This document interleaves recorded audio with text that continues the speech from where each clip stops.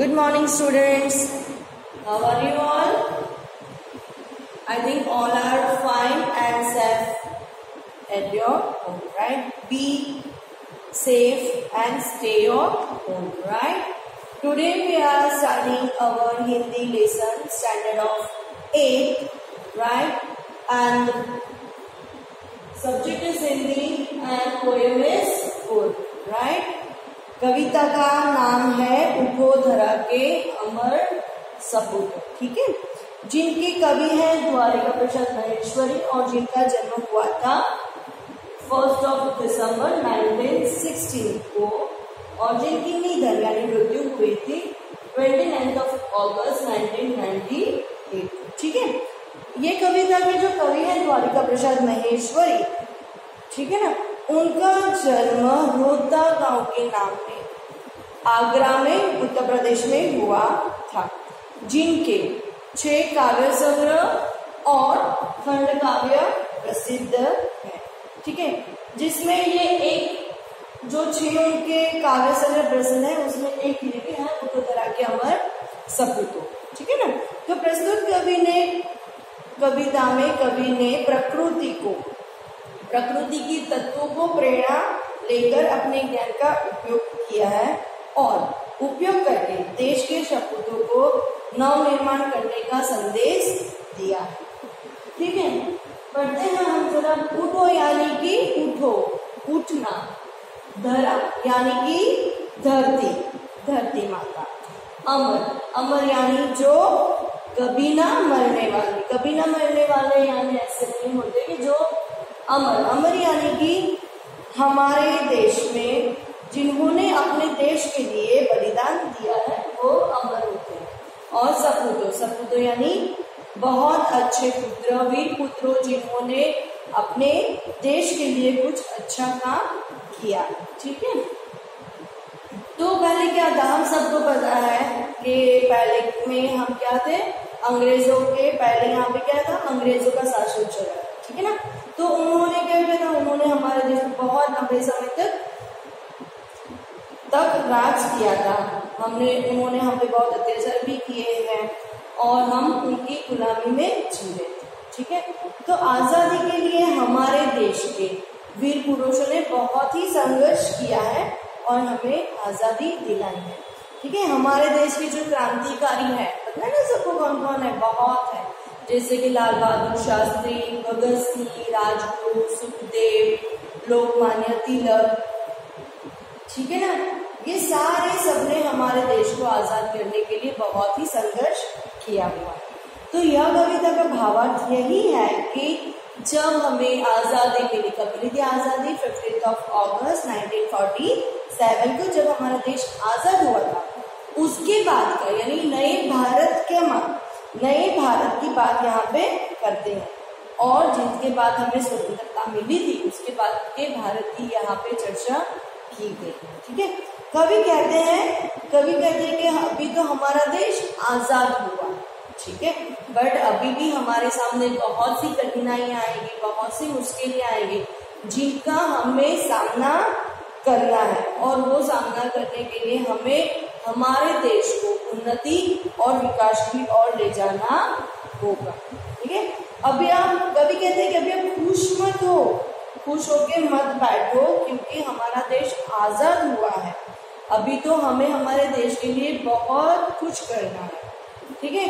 तो कवि यह कहते हैं कि कविता में हमें ये कहा गया है कि हमें बैठना नहीं है, हमें गुलामी से हम आजाद हो चुके हैं तो हमें बैठना नहीं है। हमारे सामने बहुत सी कठिनाइयां, बहुत सी मुश्किलें आएंगी, उनका सामना हमें करना है और हमें हमारे देश को उन्नति और विकास की ओर ले जाना, ठीक है।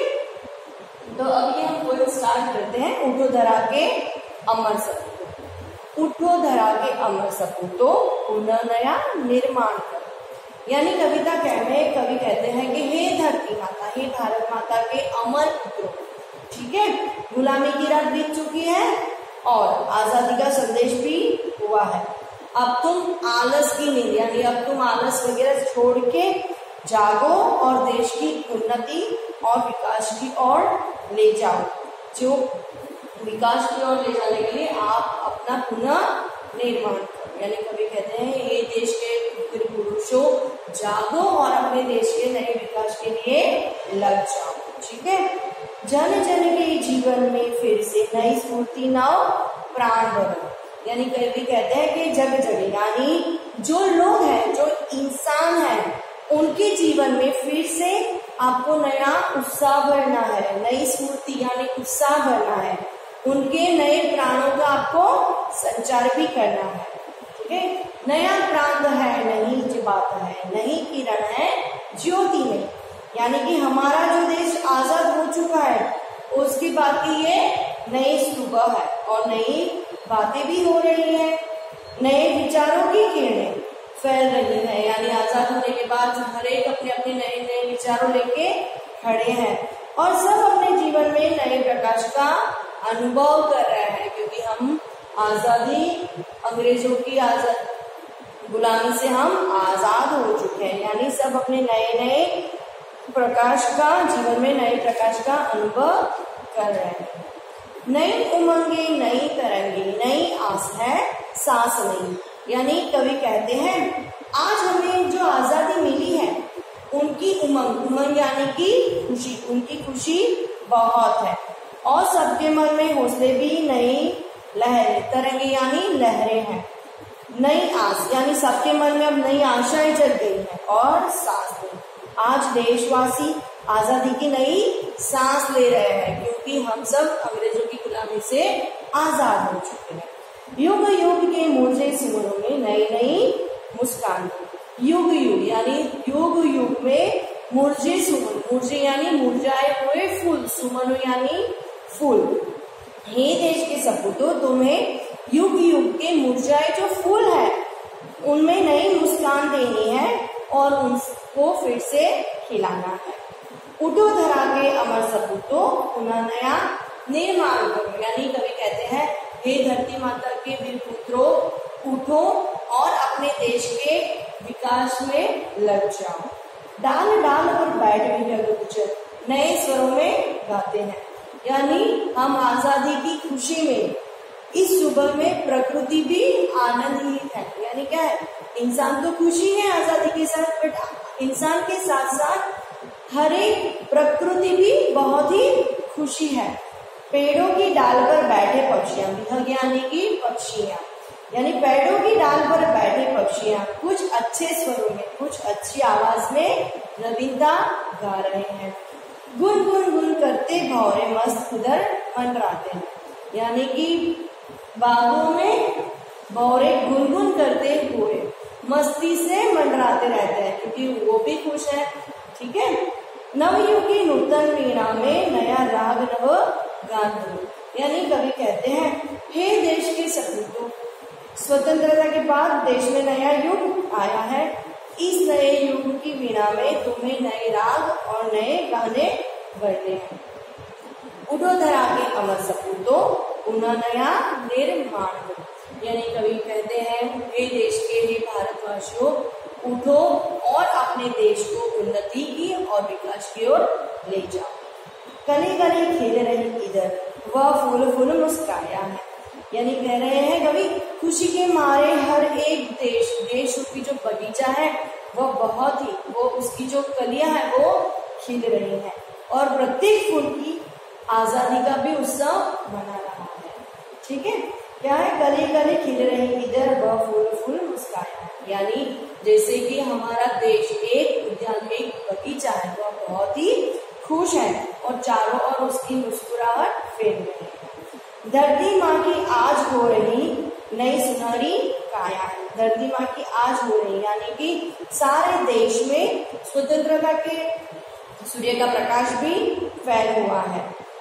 धरती माँ, ऐसा लग रहा है जैसे धरती माँ, धरती की काया, धरती की माँ काया यानी शरीर, जैसे लग रहा है जैसे भारत माता का शरीर आज सुनहरा हो रहा है।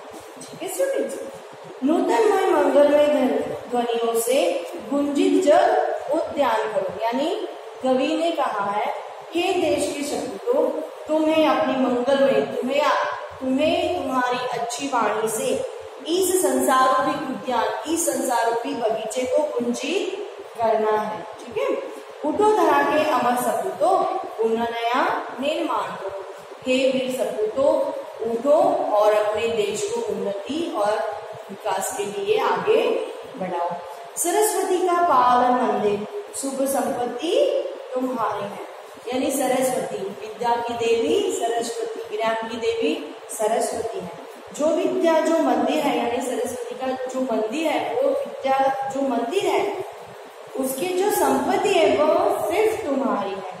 शिक्षा के क्षेत्र में आप इतना आगे बढ़ो कि आप अपने देश को उन्नति की ओर ले जाओ। ठीक है, तुम में से हर बालक इसका रक्षक और पुजारी है। आप में से ही कोई बालक, ठीक है ना, आप में से ही कोई बालक, ये जो सरस्वती रूपी मंदिर है, विद्या का जो मंदिर है, उसका रक्षक और पुजारी है। ठीक है, सत शत दीपक जला ज्ञान के, नवयुग का आह्वान करो। सत सत यानी 100 दीपक इसके जलाने हैं, ज्ञान के। 100 दीपक ज्ञान के जला के आपको हर एक दुनिया में ज्ञान बांटना है। जो अज्ञानी लोग हैं, अभी भी जो गुलामी में जी रहे हैं, उनको आपको ज्ञान देना है। ठीक है, और उनको बताना है कि अब हमारा देश आजाद हो चुका है और आप गुलामी छोड़ के देश के नए विकास में लग जाओ। ठीक है, तो 100 दीप जलाकर ज्ञान के नए युग का आह्वान करो। आह्वान करना यानी कि तुम्हें सभी प्रकार का ज्ञान पाकर भविष्य को उज्जवल बनाना है।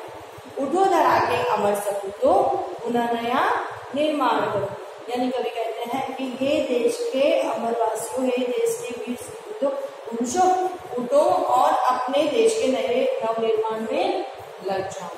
ठीक है, यानी इस कविता में कवि ने क्या कहा, इस कविता का सारांश कवि कहते हैं कि आजादी के बाद हमें ये सोचकर नहीं बैठना है कि अब हमारे पास कुछ नहीं है। आजादी के बाद भी हमें हमारे देश के लिए बहुत कुछ करना है। ठीक है, और हमें उठकर और हमारे देश को उन्नति और विकास की ओर ले जाना है। यही पूरी कविता में हमें प्रेरित किया हुआ है।